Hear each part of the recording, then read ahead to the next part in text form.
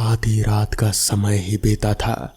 मुझे नहीं पता, मुझे झटके लगने शुरू हो गए और मेरी नज़र बाउंड्री वॉल के पास एक पेड़ के नीचे खड़ी एक औरत पर गई। वो औरत मुझे इशारा करके अपने पास बुला रहे थे। हमारा अभी अभी अपना नया घर बना था और गृह प्रवेश सेरेमनी खत्म ही हुए थे। भारत में बच्चे आमतौर पर अपने माता पिता के साथ ही सोते हैं जब तक कि वो 10-12 साल के नहीं हो जाते हैं। लेकिन जब हम नए घर में गए तो मेरे पापा ने फैसला किया कि नए घर में मैं और मेरी बहन एक नए कमरे में सोएंगे। हम इस नई व्यवस्था से इतने खुश नहीं थे, लेकिन हम अपने माता पिता के खिलाफ जा भी नहीं सकते थे, तो हम मान गए। एक नए घर में एक नए बिस्तर में सोना मुश्किल था और किसी तरह हम उस दिन सोने में कामयाब रहे। आधी रात का ही समय बीता था। मुझे नहीं पता, मुझे झटके लगने शुरू हो गए और मेरी नज़र बाउंड्री वॉल के पास एक पेड़ के नीचे खड़ी एक औरत पर गई। वो महिला मुझे इशारा करके अपने पास बुला रहे थे। मैं इतना डर गया कि चीखने चिल्लाने लगा। जब मैंने चारों ओर देखा, मैं मंद रोशनी में देख सकता था कि मेरी बहन अपने बिस्तर पर बैठी चिल्ला रहे थे। मेरे माता पिता हमारे कमरे में ये पूछने आए कि आखिर हमारे साथ हुआ क्या। मैंने उन्हें समझाया कि मैंने एक महिला को पेड़ के पास खड़ा देखा। मेरी बहन हैरान रह गई और उसने भी बताया कि उसने भी उसी पेड़ के नीचे एक औरत को पाया था जो उसे देख रहे थे। हम रो रहे थे और हमने अपने माता पिता से कहा कि हम अकेले नहीं सोना चाहते। हमारे माता पिता हमें अपने कमरे में ले गए और उनके साथ ही सुलाया।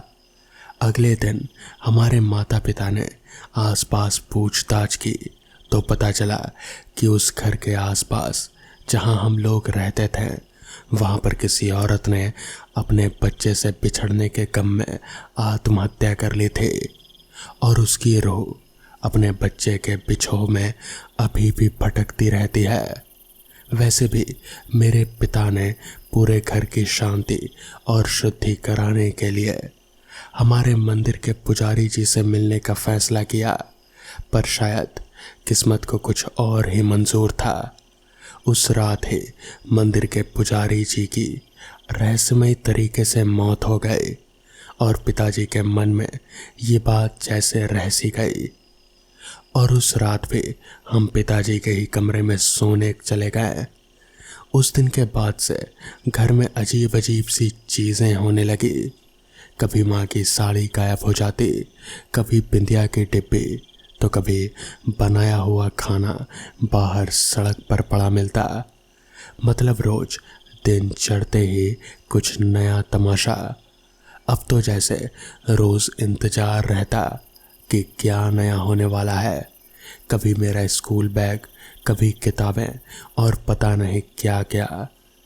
उस दिन तो हद ही हो गई। घर में जो मंदिर बना था उसके बाहर से बाऊजी की जो चप्पल थे, वो चप्पल घर के पीछे पड़े हुए कचड़े के डब्बे में मिली। उस दिन बाऊजी और पिताजी दोनों के सब्र की सीमा खत्म हो गई। उस दिन पिताजी और बाऊजी ने मिलकर फैसला किया कि अब जो कुछ भी होगा उसको मिलकर संभालेंगे और इस समस्या को खत्म ही करेंगे।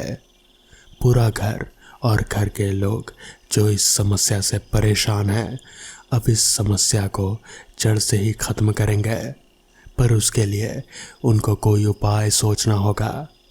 आज बाऊजी और पिताजी दोनों ने हिम्मत करके उस पेड़ तक जाकर सच पता करने की सोची।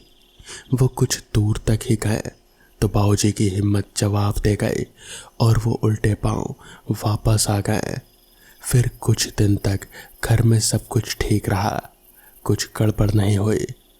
अचानक रात में रसोई में कुछ खटपट की आवाज़ आने लगी।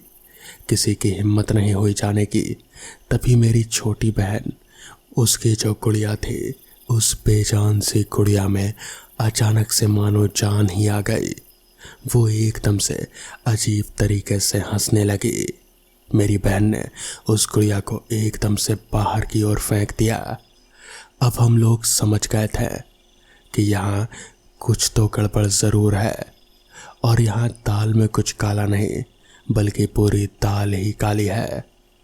अगले ही दिन बाबूजी और पिताजी ने मिलकर एक जाने माने पंडित को ढूंढा और उन्हें घर लेकर आए।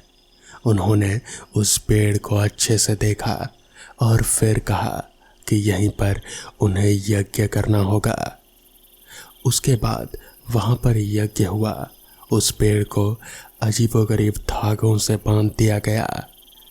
उस दिन के बाद से कोई भी उस पेड़ के पास नहीं जाता, और हमारे घर में भी अब कोई अजीबोगरीब घटना नहीं होती। मगर वो पेड़, वो आज भी हमारे घर के पीछे खड़ा है। और पंडित जी ने हमें साफ साफ ये कहा था कि हम में से कोई भी उस पेड़ को छुएगा नहीं या फिर उसे काटने की कोशिश नहीं करेगा। तो दोस्तों, ये थी आज की पहली कहानी। तो चलिए बढ़ते हैं आज की दूसरी कहानी की ओर। आज भोला राम का 50 की उम्र में ही देहांत हो गया।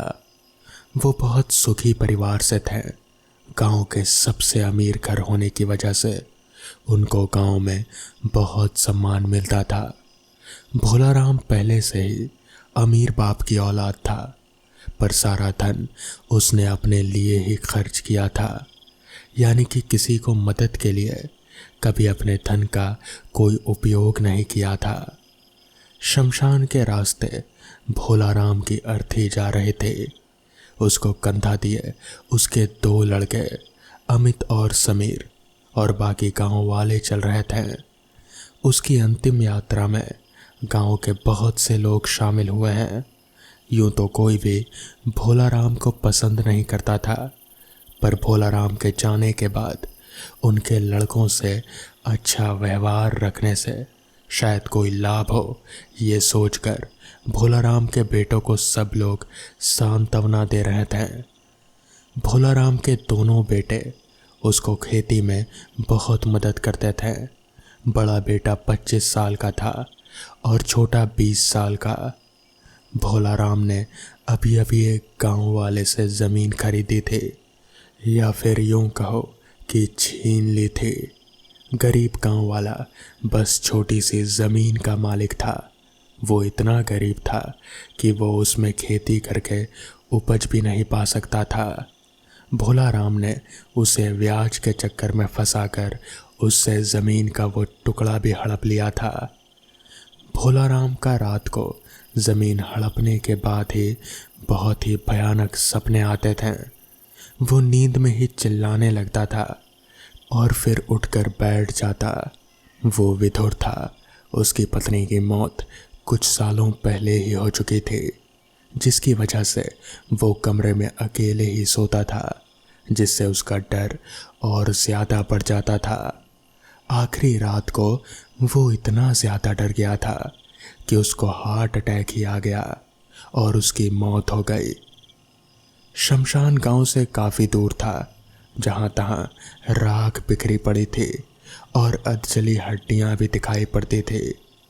शमशान का आकार काफ़ी बड़ा था, जैसे एक छोटे से खेत पर ही शमशान बना दिया गया हो। चिता को मुखग्नि देकर भोला राम का बड़ा बेटा भी बाकी लोगों के साथ बैठ गया।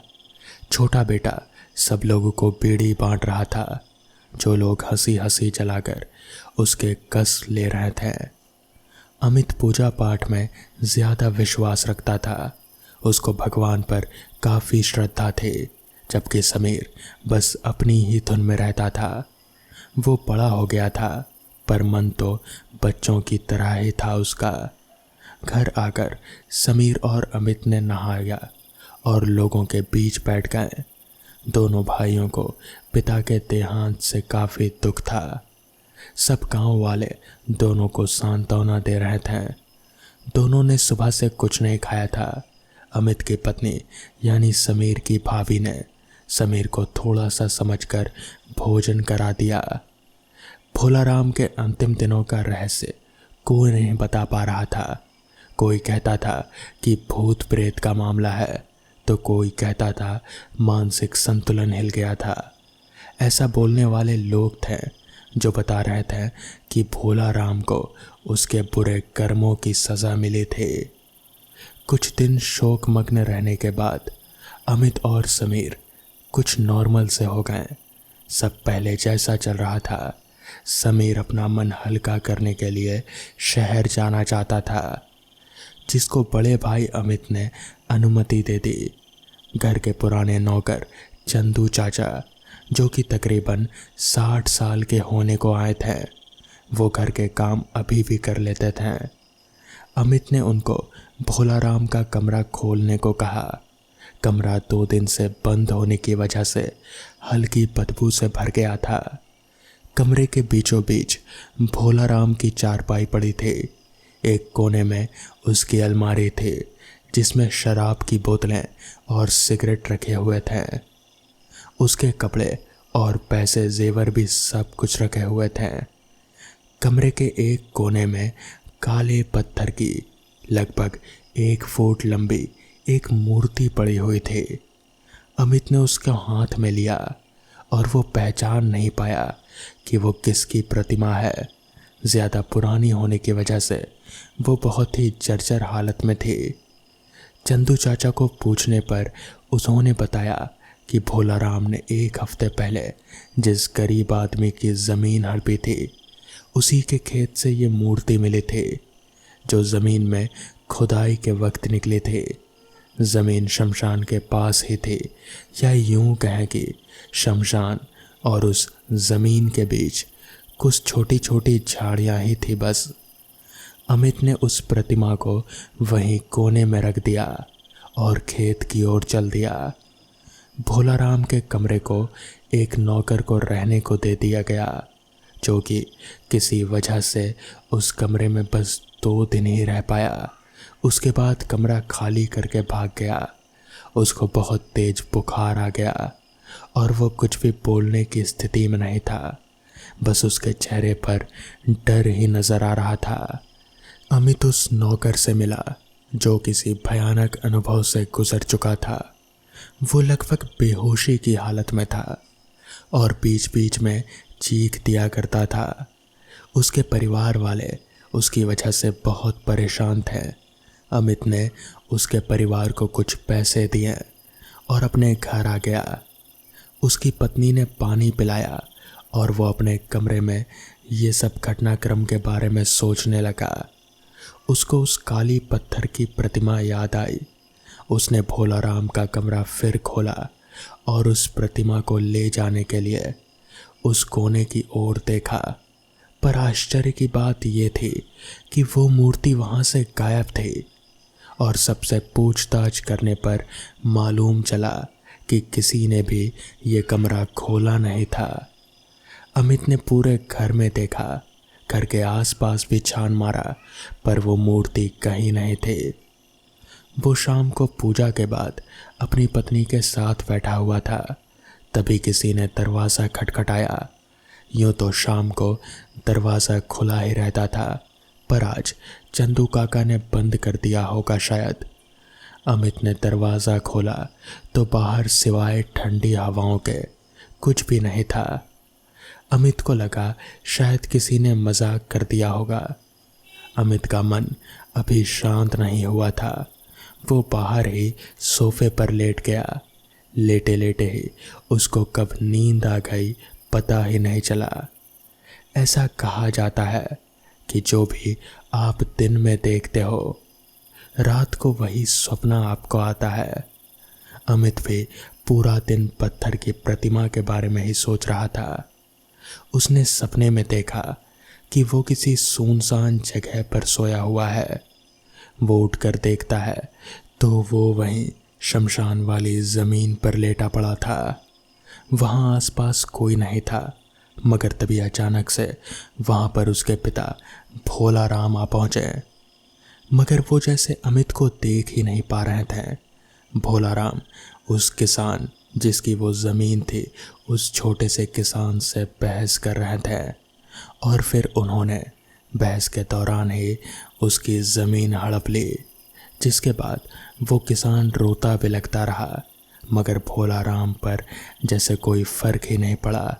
भोलाराम वहाँ से अपने घर आ गए, जिसके बाद अचानक ही वो जैसे रात के वक्त में पहुँच गया। अमित ने देखा तो वहाँ पर आसपास रात का माहौल था। तभी अचानक से उस किसान की पत्नी वहाँ आ पहुँची। उस किसान की पत्नी ने थोड़ा सा खेत को खोदा और फिर उसके नीचे अपने साड़ी के पल्लू से निकाला वही मूर्ति जिसे अमित ने अपने पिताजी के कमरे में देखा था। किसान की पत्नी ने उस मूर्ति को खेत के नीचे ज़मीन में दफना दिया और फिर वहाँ से अपने घर चली गई। जिसके बाद अमित ने अचानक से देखा कि फिर वक्त बदल चुका है और अब फिर से दूसरे दिन की सुबह हो चुकी है। अमित के पिताजी भोलाराम खेत की खुदाई करवा रहे हैं। तभी उन्हें वो मूर्ति मिलती है और फिर वो उस मूर्ति को देखकर जैसे उनकी आंखों में एक चमक सी आ गई। उन्होंने उस मूर्ति को अपने घर ले जाने की ठानी। तभी फिर से वक्त बदला। इस बार अमित अपने ही घर पर अपने पिताजी यानी कि भोलाराम के कमरे में था। वो मूर्ति भोलाराम के सिरहाने रखी पड़ी थी और भोलाराम नींद में था। तभी अचानक ही वो मूर्ति एकदम से बड़ी होने लगी। अमित ये सब अपनी आँखों से देख रहा था। वो मूर्ति बड़ी होते होते अचानक से एक दानव के रूप में आ गई और उसने एकदम से भोलाराम का गला दबा दिया। भोलाराम अपनी आँख खोला और फिर उस दानव को देखकर जैसे एकदम से छटपटाने लगा। भोलाराम चीखना चाहता था, मगर शायद तब तक उसे दिल का दौरा पड़ना शुरू हो चुका था। वो चीख नहीं पा रहा था और वो दानव वो भोलाराम का गला अभी भी दबाए हुए था। तभी एकदम से भोलाराम ने दम तोड़ दिया। अमित ये सब देखकर पूरा मामला समझ आ गया। उसे समझ आ गया कि ये सब किसका किया धरा है। तभी एकदम से अमित की आंख खुली तो उसने खुद को घर के बाहर सोफे पर लेटा हुआ पाया। उसने उठकर आसपास देखा तो शाम से अब रात हो चुकी थी, मगर वो मूर्ति, वो काली सी मूर्ति जिसे अमित आज दिन भर अपने घर पर खोजता रहा और उसे नहीं मिली, वो अब अमित के सिरहाने रखी पड़ी थी। अमित जानता था उस मूर्ति का राज। वो समझ गया था कि ये मूर्ति ही है जिसने उसके पिताजी को मारा था। अगली सुबह अमित उस मूर्ति को लेकर सीधे गांव के जाने माने तांत्रिक के पास गया। उसने उसे वो मूर्ति दिखाई। तांत्रिक मूर्ति देखते ही समझ गया, जिसके बाद तांत्रिक ने कहा, ये मूर्ति नहीं है, ये दानव है, इसे लोगों को मारने के लिए भेजा जाता है। जिस पर अमित ने कहा, तो बाबा अब इसका क्या उपाय है? इस पर बाबा ने कहा, इसका एक ही उपाय है। इसका जो भी मालिक है, यानी कि जिसने इसे भेजा था तुम्हारे पिताजी को मारने के लिए, तुम्हें उसके पास जाना होगा और फिर उनसे माफ़ी मांगनी होगी। वो ही अपना जादू वापस ले सकते हैं, इसमें मैं कुछ नहीं कर सकता। जिसके बाद अमित वहाँ से सीधे उस गरीब किसान के घर गया। उस किसान के घर का दरवाज़ा खटखटाया तो उसकी पत्नी ने दरवाज़ा खोला। अमित ने उनको पूरी बात बताई और फिर उनसे झगड़ा करने के बजाय अमित ने उनसे माफ़ी मांगी। पता चला कि वो किसान जिसकी ज़मीन भोलाराम ने हड़पी थी, वो तो उसी दिन फांसी लगाकर आत्महत्या कर लिया था। उसकी पत्नी ने उसी रात वो काला जादू गुस्से में आकर किया और भोलाराम को मारने की ठानी, मगर फिर उसकी पत्नी ने भी अमित से माफ़ी मांग ली। क्योंकि उसे भी ये सब करके कोई संतुष्टि नहीं मिली। जिसके बाद उसकी पत्नी ने अपना काला जादू वापस कर लिया। तो दोस्तों, ये थी आज की कहानियाँ। अगर आपको ये कहानियाँ पसंद आई हों तो वीडियो को लाइक और चैनल को सब्सक्राइब करना ना भूलें। तो मैं आपका दोस्त आर्यन जल्द ही मिलूँगा आपसे ऐसी ही नई कहानियों के साथ। तब तक के लिए अपना ख्याल रखें।